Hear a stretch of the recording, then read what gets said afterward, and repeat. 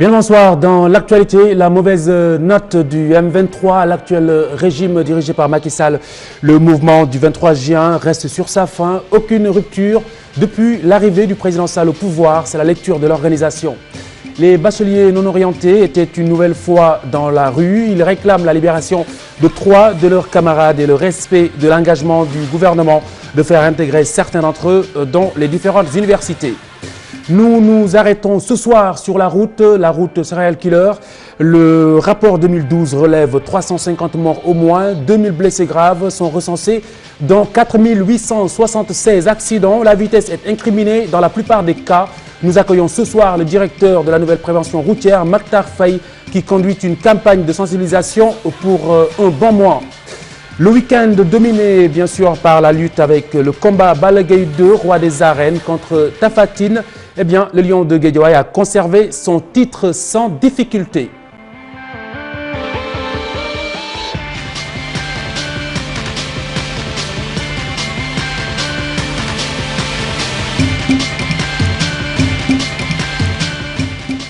Le mouvement du 23 juin qui tire le bilan des activités de la nouvelle équipe, une équipe dirigeante installée.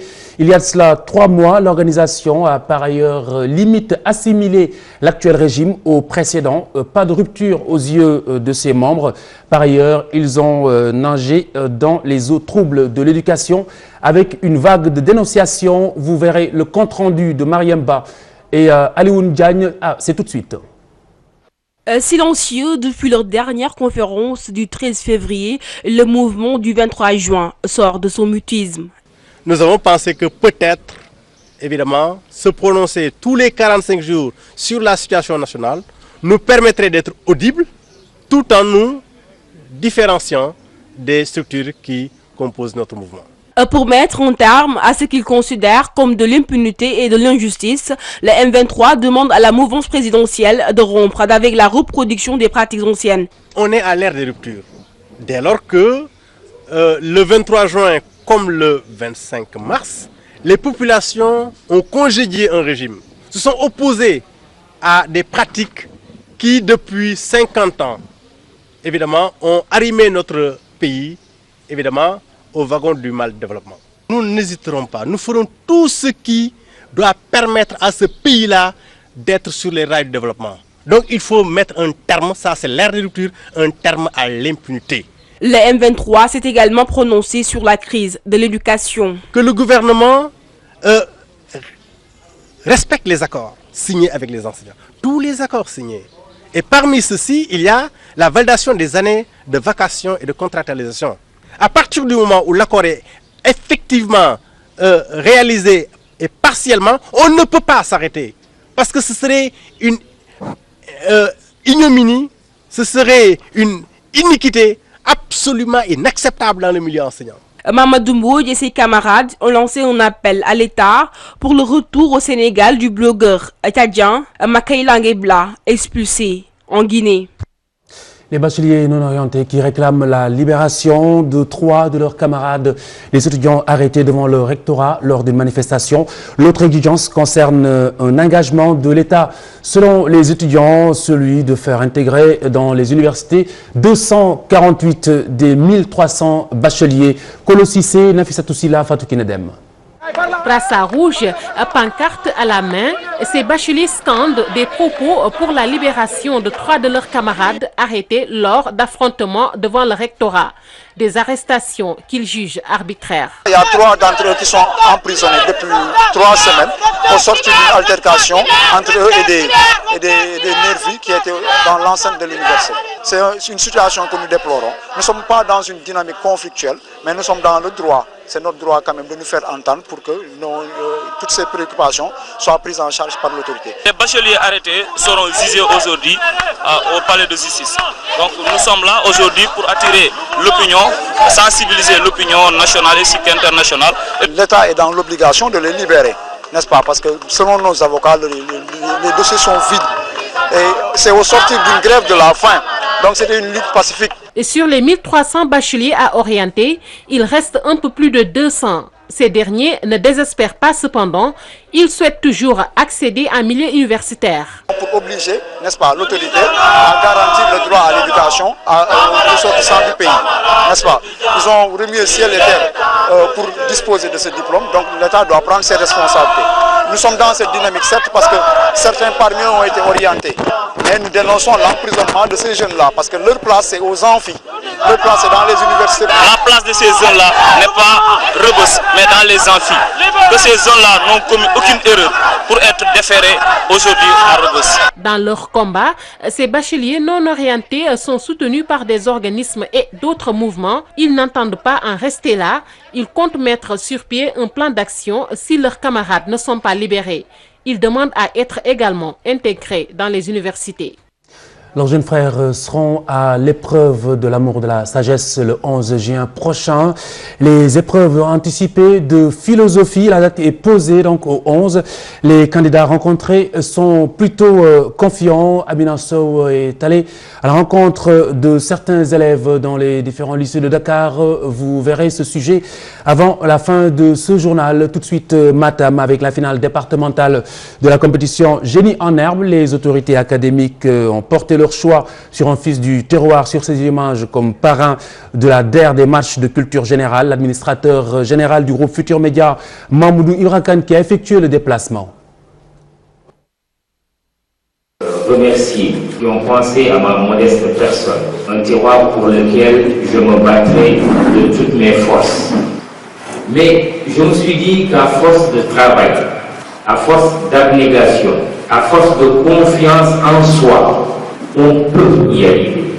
On peut être né sur cette terre du Fouta, loin des commodités que l'élève peut-être de Dakar ou de Saint-Louis peut avoir. On peut être élève de cette terre du Fouta avec une vigueur peu de moins et réussir à force de foi, à force de confiance en soi. Ce n'est pas un handicap, au contraire, c'est un atout qui nous invite tout le temps à un surpassement, à un effort sur nous-mêmes.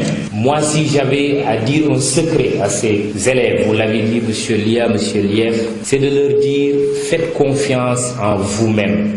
Parce qu'à travers ma modeste personne, il y a tout un groupe de presse. C'est le groupe Futur Média, dont je suis aujourd'hui le directeur général. Et je profite de l'occasion pour dire que ce groupe est là au service de l'éducation.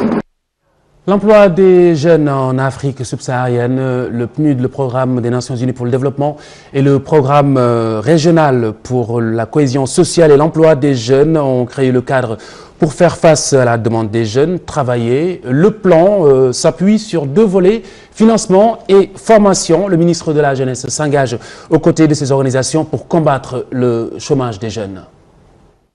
L'emploi des jeunes, une problématique au Sénégal. Selon la coordinatrice du programme régional pour la cohésion sociale et l'emploi des jeunes, le Sénégal a reçu un appui financier pour mettre en œuvre des projets pour lutter contre le chômage des jeunes.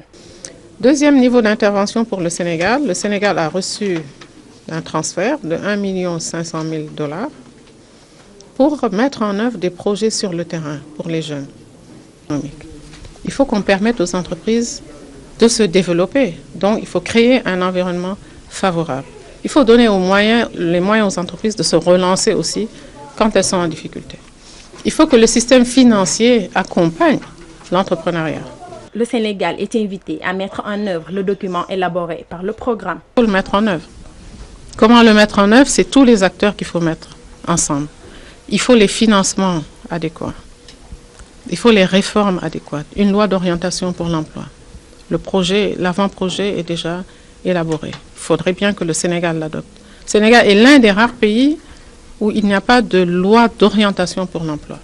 Pour donner vraiment les capacités à toutes les institutions, aux collectivités locales, à tous les partenaires de s'impliquer dans l'emploi des jeunes. Le ministre de l'Emploi, de la Jeunesse et de la Promotion des valeurs civiques déplore les taux élevés au niveau de la macrofinance. C'est important que nous puissions organiser les jeunes pour leur insertion par leur financement, et très souvent, ceux qui accèdent à ces crédits-là n'arrivent pas à s'en sortir. Et c'est pour cela que j'ai lancé cet appel, pour qu'il y ait une forte réflexion autour de cette question-là et que nous puissions travailler à ramener les taux de financement autour de 5-6%. 2 jours d'échange sur la problématique sur l'emploi des jeunes dans l'Afrique subsaharienne.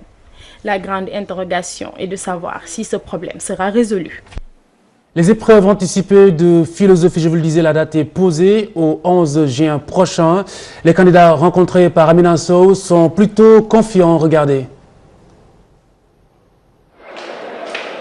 Dans sa classe de terminale L1, ce professeur dispense l'avant-dernier cours de philosophie.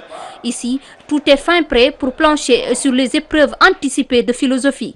On a fait l'essentiel du programme, donc on est en train de voir la dernière partie, c'est-à-dire l'épistémologie, philosophie des sciences. Alors vous voyez là, on est en train d'y aller un peu plus vite parce que c'est la dernière partie du programme et comme il reste une semaine, on préfère faire les derniers cours et leur laisser maintenant un temps de révision. Cette année a été relativement normale, pas de grandes perturbations. Donc cette année, on a eu tout le temps de dérouler le programme de philosophie, donc on part confiant. On a tout fait, on a fait toutes les leçons qu'il fallait faire. Nous sommes à jour, bon, particulièrement on a tout fait quoi. On a tout fait pour le programme de terminale. Bon, on est courant quoi. À une semaine des épreuves anticipées de philosophie, les candidats affichent confiance. Certains vont même jusqu'à spéculer hasardeusement sur les sujets d'examen. D'habitude, on parle qu'à chaque année que l'art va sortir, donc, et la réflexion philosophique. Donc, je propose aux élèves d'apprendre toutes les leçons qu'il faut. J'entends parmi les autres élèves, ils disent souvent c'est la philosophie et sciences qu'ils sortent en général. Quoi. Ouais. Pour les séries S, oui. Je crois qu'il faut tout apprendre. Hein. Vous savez, c'est un programme qu'on fait à une année, donc il faut tout apprendre et essayer évidemment de maîtriser les épreuves. Les épreuves, c'est-à-dire la dissertation et le commentaire. Les épreuves anticipées de philosophie sont prévues le mardi 11 mai sur l'ensemble du territoire national. Partir des sujets au cahier et non des cahiers au sujet, ce serait le conseil du professeur El Hadj Tanguy Diouf. Les prédictions 2013 du centre Malango, les saltigués annoncent une bonne saison des pluies. En revanche, une année assez noire sur les routes. Beaucoup d'accidents, prédisent-ils.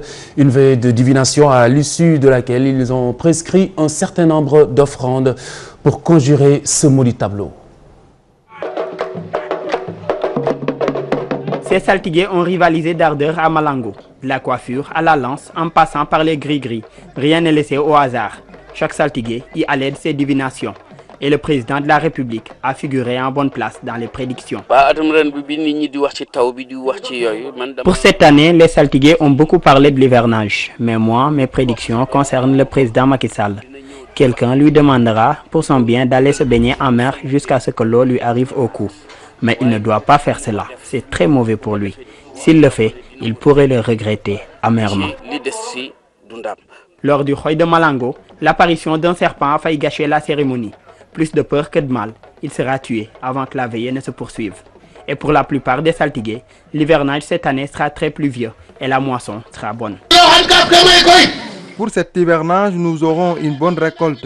En arachide, en mil, cependant, il y aura des graines rouges à cause de la quantité excessive d'eau. Ça, c'est immanquable. Pour cet hivernage, j'ai vu une bonne récolte. Les greniers seront remplis. Ce que je peux dire pour cet hivernage n'est rien d'autre que ceux qui vont semer en premier vont récolter les bonnes quantités. Du rythme, il y en a eu.